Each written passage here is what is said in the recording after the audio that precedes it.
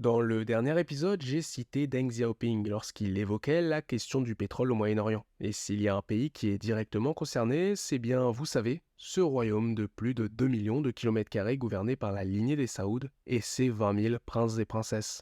J'ai nommé l'Arabie Saoudite, qui est derrière le Venezuela, la deuxième plus grande réserve mondiale de pétrole, avec ses 268 milliards de barils estimés environ. Mais l'Arabie est aussi deuxième en matière de production. Elle se fait devancer par les États-Unis. Et oui, si l'or noir nous fait immédiatement penser à l'Arabie, c'est aujourd'hui les États-Unis avec 12 millions de barils produits par jour environ en 2022 qui se placent en tête du classement. L'Arabie en produit environ 7 millions par jour. Alors, comment et pourquoi l'or noir s'est fait une telle réputation en Arabie Saoudite? Vous le savez sûrement déjà, mais tous les pétroles n'ont pas la même qualité.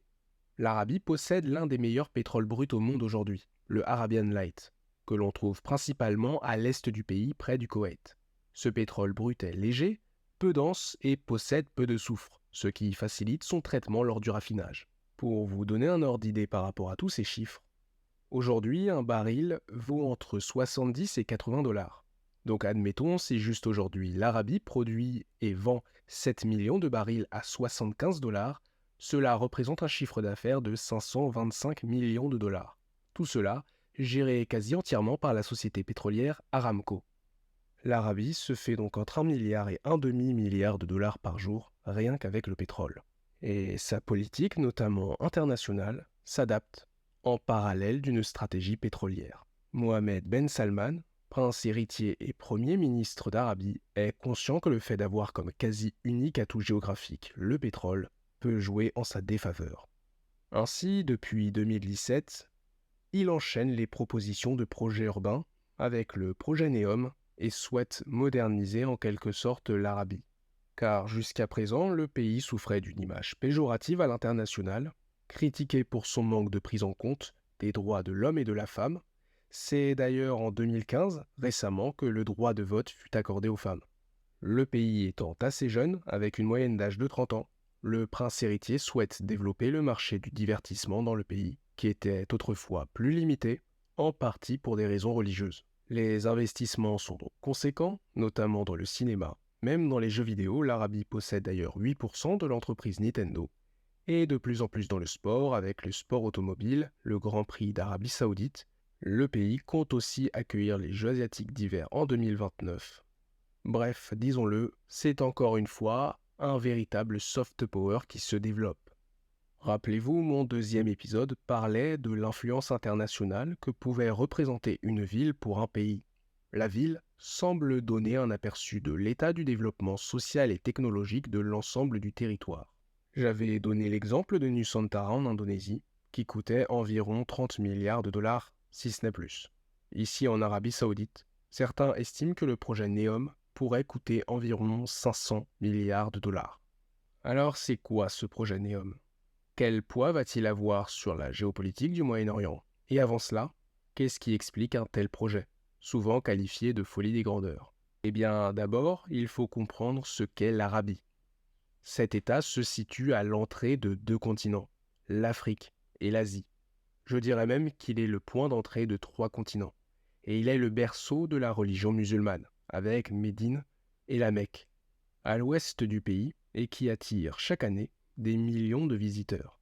Cela lui permet en quelque sorte de faciliter une attractivité touristique naturelle chaque année. Et c'est par cela que surgit des idées les plus folles le projet NEOM, très ambitieux, permettant non seulement de développer le pays et surtout son image, mais aussi d'amplifier le dynamisme touristique afin de pallier à la dépendance économique du pétrole.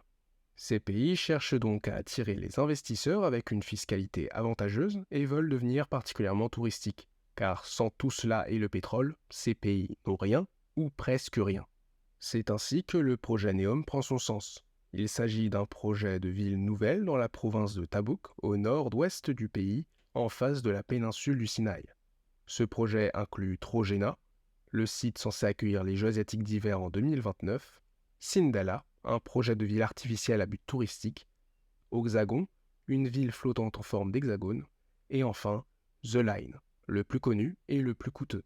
Une ville intelligente, longue de 170 km, ressemblant d'extérieur à un miroir géant, censé pouvoir accueillir 9 millions d'habitants pour horizon 2030. D'autres projets se sont ajoutés récemment comme New Murabba, qui concerne plutôt le centre de l'Arabie au niveau de Riyad, la capitale. Alors très bien, ces projets sont intéressants, mais vous comprenez bien là qu'il y a encore un problème. Certains qualifient Neom de folie des grandeurs, et pour cause, 500 milliards de dollars pour des villes touristiques, un site sportif, et on parle bien de sport d'hiver en plein désert. À cela, on rajoute les projets d'urbanisme les plus disproportionnés que possible. J'aimerais donc rappeler que pour éradiquer la faim dans le monde, il a été estimé que cela représenterait un investissement de 200 milliards de dollars. Bien sûr, ce n'est pas à l'Arabie seule de le faire, mais elle pourrait régler ses problèmes de manque d'eau potable, elle pourrait reverdir une partie de ses déserts et régler de nombreuses inégalités dans le pays. En fait, c'est toujours la même chose. On voit les États gaspiller des milliards de dollars dans des projets plus ou moins essentiels, voire pas du tout, alors qu'ils pourraient par exemple doubler ou tripler le budget de la recherche scientifique et obtenir un leadership technologique ou médical dans le monde par exemple. Et puis concrètement, The Line est une structure qui peut susciter un certain embarras, rien que par sa forme qui est linéaire. Imaginez-vous dépendre de réseaux de distribution et d'une capacité de déplacement qui sont uniquement horizontaux. Alors d'accord, ils promettent de pouvoir traverser l'intégralité de la structure en seulement 20 minutes grâce à leur transport. Mais on peut naturellement se demander ce qu'il adviendra si les transports rencontrent un problème. Comment la structure est pensée en cas de risque naturel ou technologique? Par quels moyens la population sera évacuée? Ces questions sont sûrement anticipées, mais elles sont justifiables par la démesure du projet.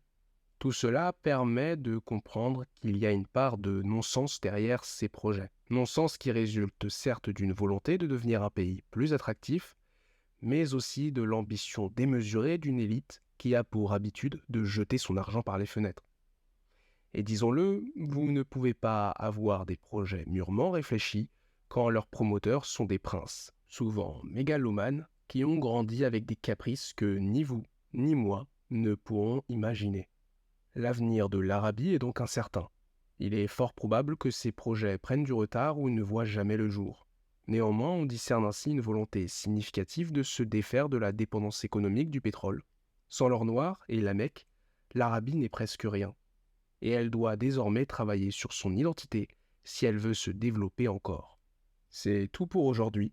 Merci pour votre écoute. N'hésitez pas à liker et à partager autour de vous si ça vous a plu. Et à très bientôt pour un prochain numéro.